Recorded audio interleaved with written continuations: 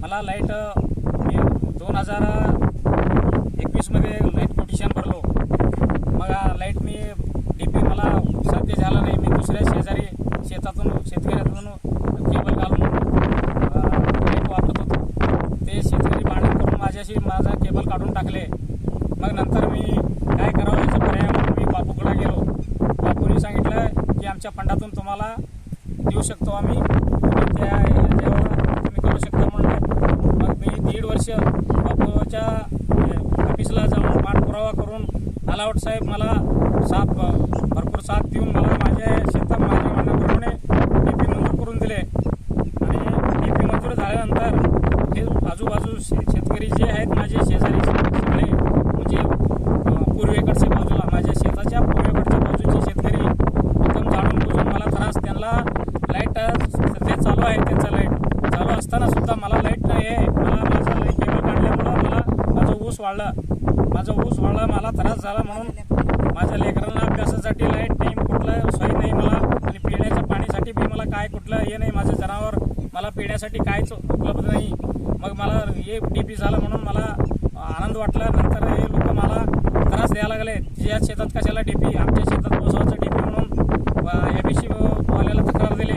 परत याला बापूकडे जाऊन बापूच्या ऑफिस समोर बसणारे मनीषबाईकडे त्यांना फोन लावून ते कंत्राटवाल्याला त्रास देणारे, वारंवार सारखा घडीला फोन करून त्यांना त्रास देणार, असं मला त्रास द्यायला लागले. परत आमचा भाऊ श्रीमंत होनमाने, याचा एक कुंटास येत नाही, कुठलाही हे नाही, आणि त्याचा माझा काही संबंध नाही नसताना मला द्यायला लागलाय. त्या लोकाला घेऊन प्रत्येक वेळेला पोलीस स्टेशन किंवा ह्याला MSC आणि बापूकडं हे जाण्याचं, मोर्चा काढायचं, कुठली ऑफिसला, हे असं सगळं यांनी केलंय. डीपी काढून तिथनं बसवा, कुठेही 100 फुटावर बसवा किंवा रोडवर बसवा, त्याच्या शेतात नको, हे असं हे केले.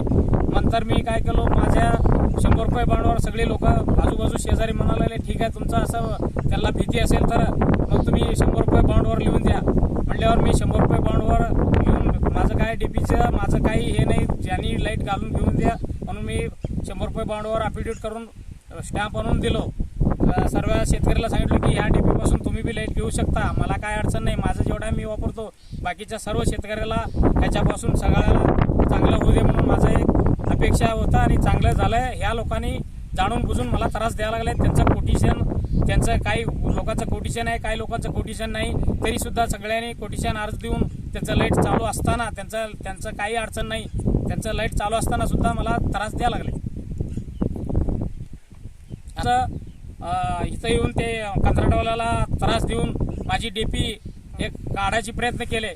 तरी मी समजावून सांगितलं, बाबा बापू अधिवेशनला मुंबईला गेलेत, त्यांनी बापू मला डीपी दिलेत, मग ते बापू येऊ द्या, बापू आल्यानंतर काय निर्णय त्यांनी देऊ द्या. बापू जर इथं काढा म्हटलं तर मी काढतो, माझं काही अडचण नाही, त्याच्याबद्दल काही तक्रार नाही. समजावून सांगितलं तरी ऐकायला तयार नाही. मी म्हटलं 2 दिवस थांबा. मी 1.5 वर्ष बापूकडे पाठपुरावा केलो, तरी तुम्ही फक्त मला माझ्यासाठी 2 दिवस थांबत नाही का तुम्ही, असंही बोललो त्यांना, तरी ऐकायला तयार नाही. त्यांनी फोनवर चढवून, हे कुठलं काय, चल तुझं काय ऐकत नाही मी, तू काय तुझं मनमानी आहे का, आम्ही मग एवढा तुम्ही दमदाटी देतो, मग येतं आमच्या शेतात बसवलं का बरं तुम्ही, बसवलं आणि काढता काय तुम्ही, कोण आहे? बापूनी सांगितलंय, बापूनी दिलंय डीपी मला, आणि बापूनी काढू दे माझ्या, त्यांनी हे तुझ्या शेतात ते काढताना कोण होते तिथं खोंबावर चढू देणारे, त्यांचं नाव सांग. कंत्राटदारचे नाव काय मला आठवत नाही, किंवा तुमच्या आजूबाजूचे शेतकरी कोण कोण होते? कोणी चाललं नाही साहेब, ते शेतकरी बाजूला दूर थांबले सगळे. नाव सांगा त्यांचं नाव आहे शिवाजी दादाराव हनुमाने, नाना दादाराव हनुमाने, रमेश मुचंडे, परत आपला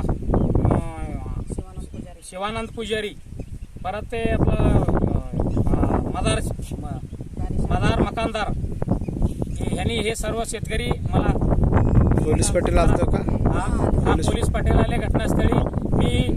तुम्ही जर नाही हे केलं तर मी बापूचा 2 दिवस बापू येतो करा, नाही ऐकलं तर मी फास घालून मारणार, गळफास घेणार.